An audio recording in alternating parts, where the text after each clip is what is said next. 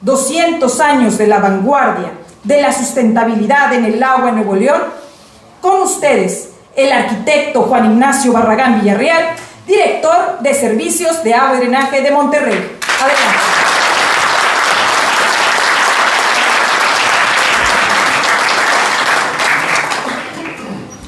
¿Qué tal? Muy buenos días nuevamente aquí con ustedes.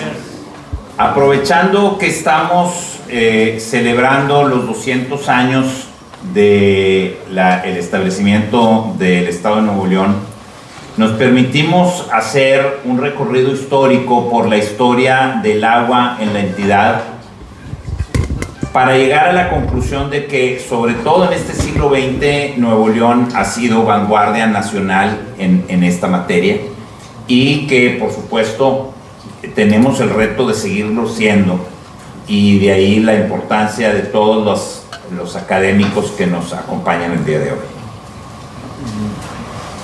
Para esto preparamos una pequeña... A ver.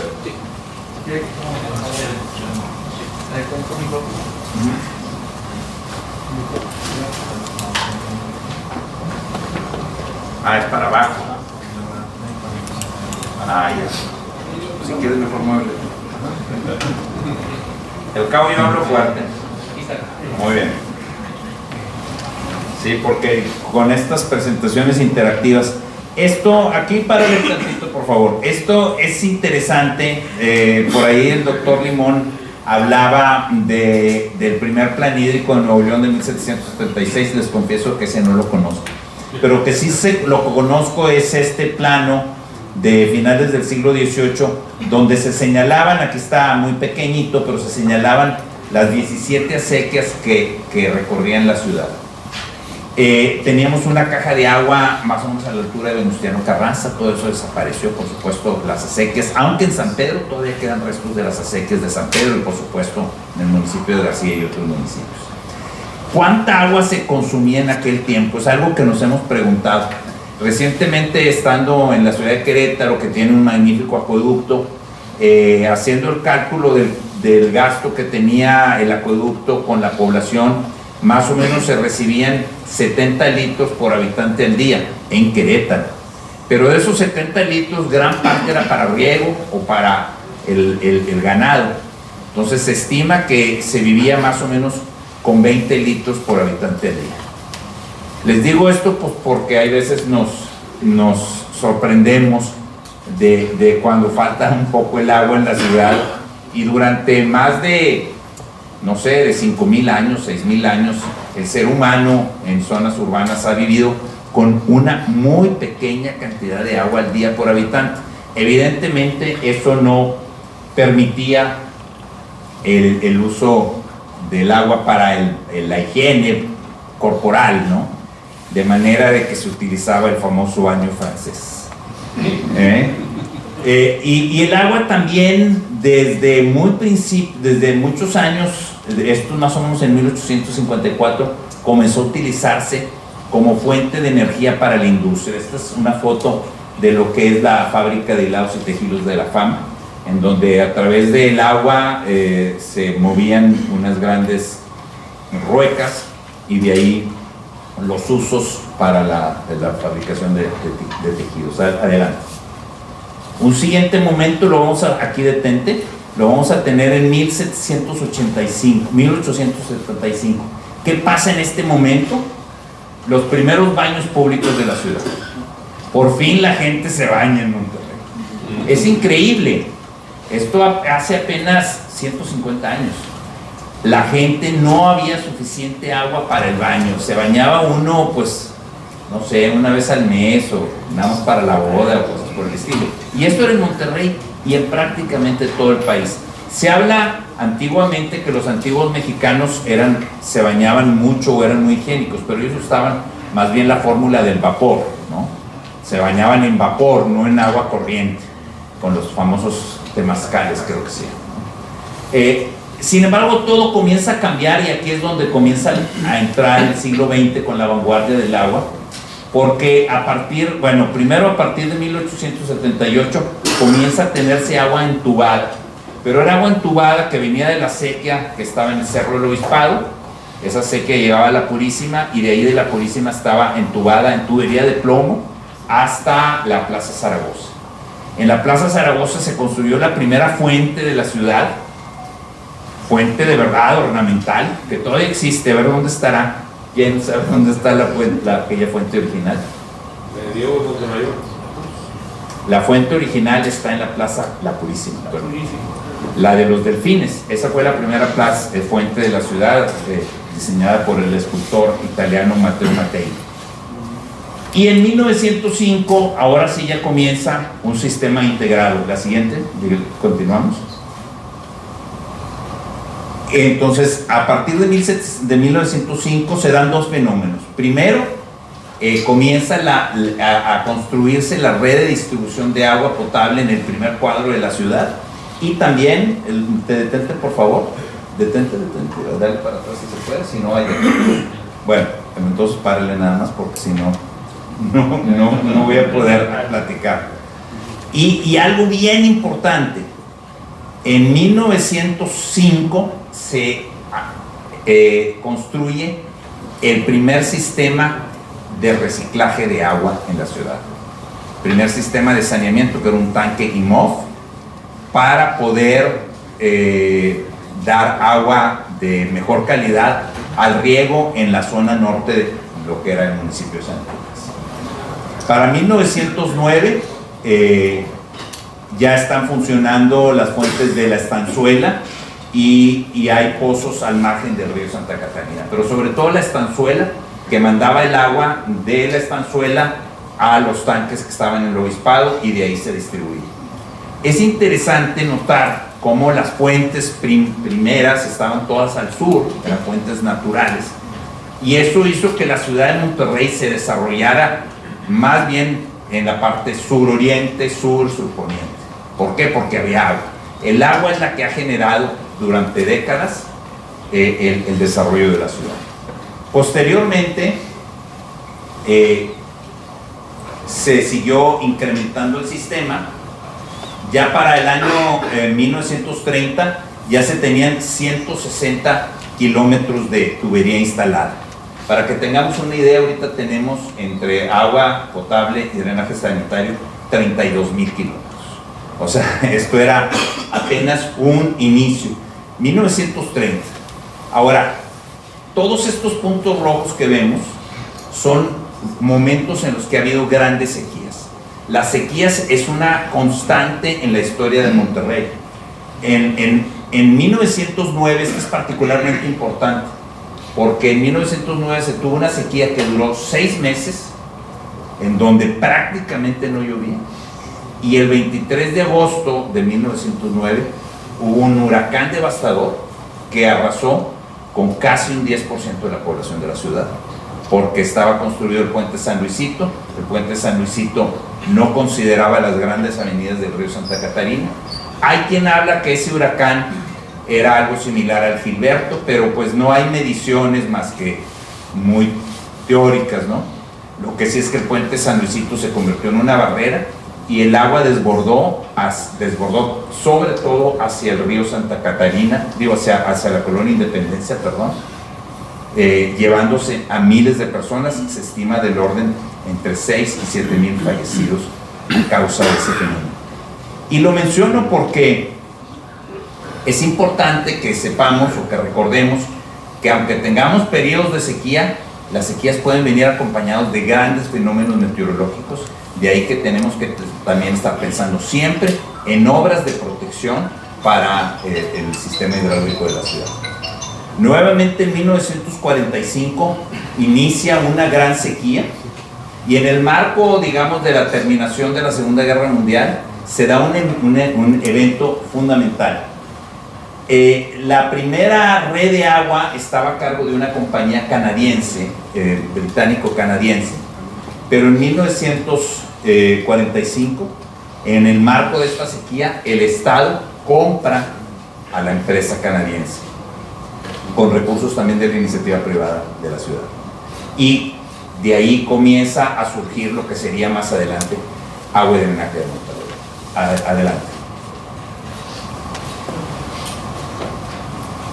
Bueno, aquí vemos, acá abajo estamos viendo la parte de drenaje. Para el 1930 teníamos 96 kilómetros de drenaje. Párale ahí, por favor. Una de las sequías más graves de la historia comienza a partir del 49 y se extiende hasta el 54-55.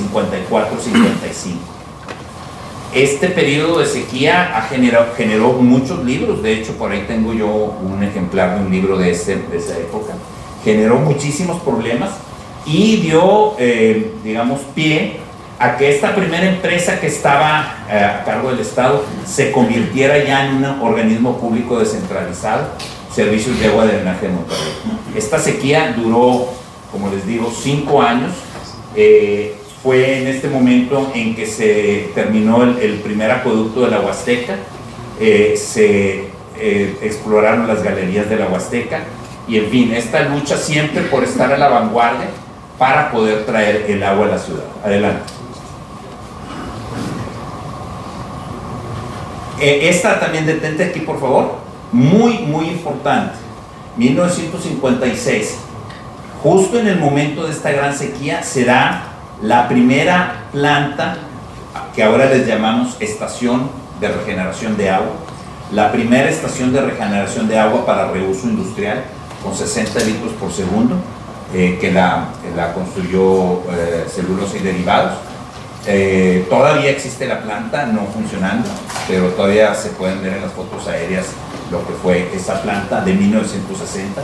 Por primera vez en México y quizás en América Latina, para reuso industrial, con una excepción que ha sido por muchos años para la industria de la caña, ¿no? Lo que son los trapiches.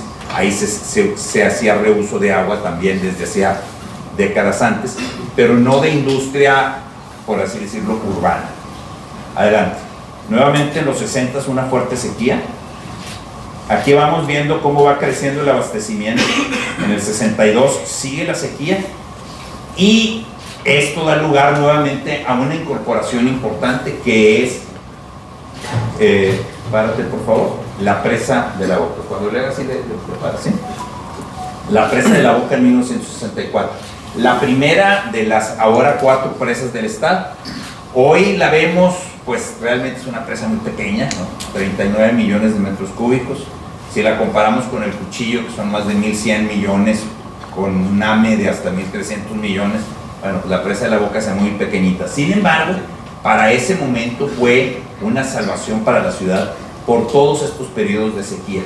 Porque como sabemos, nosotros tenemos lluvias importantes, pero si no tenemos las presas, el agua va a dar al Golfo de México en unas cuantas horas. Gracias a las presas, esto ha podido regularse y dársele un tratamiento más racional, más eficiente. Ya cuando lo vemos a nivel nacional, tenemos una gran ventaja en Nuevo León de contar con estas presas. Por ejemplo, ahorita en el Bajío, de una manera, digamos, entre Querétaro y Lagos de Moreno, prácticamente no hay presas. Entonces es una zona que vive al 90%, 95% de sus acuíferos. León, Guanajuato tiene una presita en Palote que es todavía mucho más pequeña que la presa de la Boca. Y al no tener presas, entonces, pues pueden tener lluvias muy importantes, pero todo el agua se va. Y eso representa para esta región un altísimo riesgo. De hecho, en este momento los acuíferos están sumamente bajos en el Bajío. Nosotros tenemos un grupo de trabajo con la Asociación de Agua de la ANEAS, la Asociación Nacional de Organismos de Agua, y vemos con mucha preocupación lo que está sucediendo en el Bajío, precisamente por no contar con presas. Entonces las presas son una gran bendición para Nuevo León. Adelante. Y bueno, también se crea el AMINSU, es también con una estación regeneradora de agua financiada por los industriales de 300 litros. A partir del 69 comienza un proceso muy intenso de perforación de pozos. Ahorita nosotros tenemos en la ciudad y los alrededores más de 450 pozos operando y como 200 que están en reserva. Desgraciadamente llegamos al punto, y lo vimos en el año 2022, donde los pozos que perforábamos ya no nos daban más agua. Es decir, había una especie de canibalismo entre los diferentes pozos debido a cómo el acuífero se estaba batiendo. De manera que ahora estamos precisamente dejando pozos en reserva con la finalidad de que progresivamente con las lluvias estos pozos que están en reserva se vayan recargando. Adelante. Y bueno, el primer proyecto de la serie de Monterrey 1, Monterrey 2, etcétera, fue el Monterrey 1. ¿Por qué se le llama Monterrey 1? Porque fue el primer crédito sindicado que se otorgó por diferentes bancos, casi siempre presente el Banco de los Estados Unidos, la banca japonesa, etcétera. Y este crédito permitió varias cosas importantes. Primero, la construcción de los tanques de Obispado, Loma Larga y La Silla. Tanques gigantescos de alrededor de 70,000 a 100,000 metros cúbicos, mismos que abastecen hoy todo el centro de la ciudad, mismos que tienen un límite. Por eso nosotros cuando hablamos de crecer el centro de la ciudad les digo, cuidado, o sea, sí hay ahorita mucha agua en el centro para surtir, pero los tanques tienen un límite. Son tanques muy grandes, algunos de ellos con problemas de mantenimiento, y fue precisamente en el 71 que se construyeron, además de que se construyó o se amplió, digamos, la potabilizadora de La Boca y se pusieron las estaciones de bombeo de las redes primarias de agua. Con esto se comenzó a poder surtir un poco más lejos que aquellas zonas que teníamos agua por gravedad. Sin embargo, nos encontrábamos todavía en un modelo donde todo el agua estaba en el sur. Los tanques, La Silla, Obispado, Loma Larga, toda el agua estaba en el sur. Entonces, en el norte, pues lo que hubiera por pozos, San Nicolás, Escobedo, Apodaca, lo que hubiera por pozos, no teníamos cómo surtirles el agua para allá. Adelante. Continúan las sequías, continúa la ampliación de las redes primarias de drenaje y si quieres detenerte ahí, en el 76 viene Monterrey 2. Monterrey 2 por primera vez está haciendo una inversión importante para surtir el agua al norte de la ciudad, porque la presión estaba muy fuerte. Crecían las colonias, eran colonias que se llamaban de servicios urbanos progresivos. Muchas de esas, ya para estos años ya ha comenzado a surgir Pomerrey, pero muchas de esas eran colonias privadas que se instalaban sin servicio de agua potable. Gracias al Monterrey 2 se estableció los acueductos de mina. Los acueductos de mina que cuando están bien cargados los acuíferos nos pueden dar hasta 1,800 litros por segundo. Ahorita están alrededor de 800, 900, porque están muy bajos. Pero con esto ya se le podía surtir al norte, particularmente al municipio de San Nicolás, que si ustedes ven, es precisamente en este momento que San Nicolás comienza a crecer. ¿Por qué? Porque ya no depende exclusivamente de pozos, sino ya tiene un caudal importante que viene de pozos profundos. Además, se hacen los acueductos Santiago 2 y el Estanzuelo, los sistemas de pozos Buenos Aires, y se comienza con la ampliación de tanques, estaciones de bombeo y redes primarias. Esto hoy nos parece muy básico, pero les puedo decir que a nivel nacional Monterrey estaba muy a la vanguardia sobre el resto de las ciudades del país con todo este sector. Y todo esto, ¿por qué? Porque nuevamente las sequías, cada 2 o 3 años una sequía, y estas sequías estaban llevando a esta comunidad industriosa y trabajadora a siempre estar buscando la innovación. Adelante. Adelante, por favor. Como vemos ahorita, no quiere, ahí va. A partir de los 70s, con todo y esto, ya con 300,000 habitantes, comienza nuevamente el abatimiento de los pozos. Se siguen ampliando las redes de drenaje, cosa, perdóname, detente aquí, que no existía en prácticamente todo el país. Ahorita todavía hay ciudades en México que menos del 50% de la ciudad tiene servicio de alcantarillado. Ciudades importantes, no voy a mencionar nombres, pero ciudades importantes, sobre todo ciudades que han crecido mucho de manera irregular, en las zonas periféricas, por ejemplo, de la Ciudad de México, sin mencionar los municipios.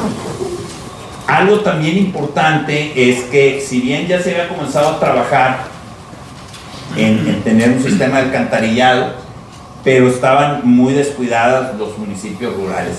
Y a partir del 79 comienza la instalación de lagunas de oxidación, plantas de tratamiento, digamos, de primer nivel, de nivel básico, en los municipios no urbanos del estado. Adelante.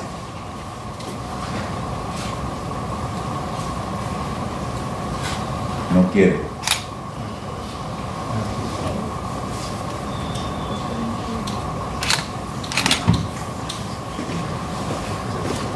Ahí está. Te detienes aquí. Este es un gran proyecto por muchas cuestiones. 1983, 1984, Monterrey 3, el tercer crédito sindicado. ¿Por qué es tan importante? Primero, bueno, porque se construye la presa Cerro Prieto. Cerro Prieto, aproximadamente 8 veces más grande que La Boca. Decía don Alfonso Martínez Domínguez, para los que son un poquito mayores de edad, que era la obra del siglo, que con esto ya no iba a faltar agua en Monterrey. Bueno, pues no duró ni 10 años.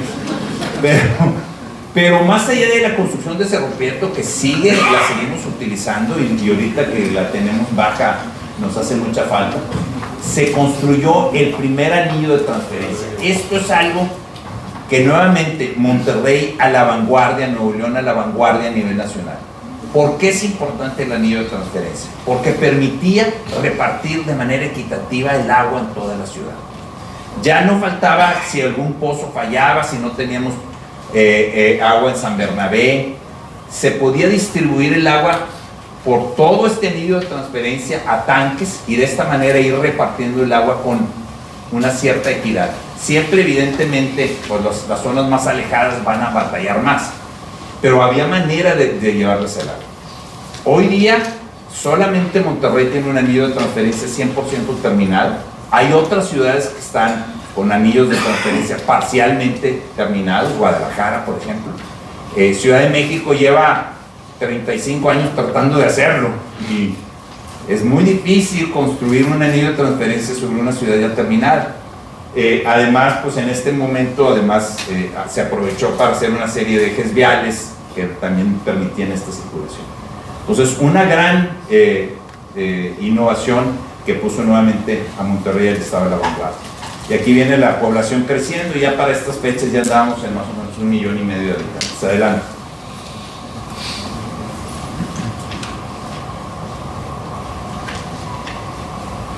Bueno, se entra en operación Cerro Prieto, ¿sí?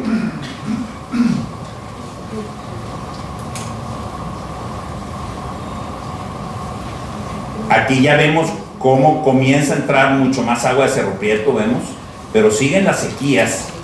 Y, detente por favor, y ahora sí el fenómeno que vendría a revolucionar nuevamente a nivel nacional el panorama del uso y reuso del agua, lo que fue Monterrey 4, una obra que contradijo a don Alfonso, porque don Alfonso dijo que Cerro Prieto iba a durar para siempre, y bueno, pues duró 10 años, porque en el 94 se establece Monterrey 4 con la construcción de la presa del Cuchillo, el acueducto Cuchillo 1, la potabilizadora de San Roque, y las primeras plantas de tratamiento de agua, lo que fue sobre todo Dulces Nombres, que en aquel entonces tenía 5 metros cúbicos por segundo y que era la planta más grande de América Latina, y lo fue hasta la construcción de la planta Totonilco, que se inauguró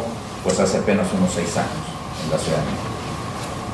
¿Por qué era importante? Porque por primera vez Monterrey todavía no se trataba el 100% del agua, se estaba tratando ya el 70% del agua, pero en el resto del país no se trataba ni un litro. Todavía hay grandes capitales que no tratan el agua. Y Monterrey ya desde entonces estaba tratando un 70% de su agua residual. Y además la presa El Cuchillo, con 1.100 millones de metros cúbicos, era prácticamente 40 veces el tamaño de la presa de la Boca. Adelante. Sin embargo, una cosa importante es que estábamos en plena sequía. Yo entré a gobierno más o menos por esta época, porque la Conagua te dice que se llama Conagua, pero te entregan las presas sin agua. Entonces hubo que esperar a que se llenara El Cuchillo para poder realmente gozar de ella. Adelante. Y aquí viene precisamente la construcción de Dulces Nombres. Primero en el 90 una planta de 1.500 litros, y luego 5 estaciones de regeneración en Allende, Cadereyta, Santiago, San Juan y Morelos, y la planta norte, noreste y Dulces Nombres. En total se estaban tratando ya en la zona metropolitana de Monterrey aproximadamente 7.5 metros cúbicos por segundo. Sin embargo, sigue el desabasto de agua. En el 98 la presa El Cuchillo se tuvo que hacer una obra de llamado para poder tener un poco de agua que extraer de la presa. Otra innovación muy importante: a partir del año 2000 se comienza a vender agua de drenaje para uso industrial. Gracias a que ya teníamos las plantas funcionando, se comienza la venta de agua. Párate por favor ahí. Y entre 2009 y 2011, realmente entre 2007 y 2011, se construye el segundo anillo de transferencia, mismo que todavía no está cerrado. Ahorita solamente va desde San Roque hasta García. Uno de los proyectos que tenemos en esta administración es cerrarlo hasta Santa Catarina, y se va a hacer en los próximos años. Y también se amplía las plantas para llegar a una capacidad de 13.5 litros, 13.500 litros por segundo en nuestras plantas de tratamiento. Adelante.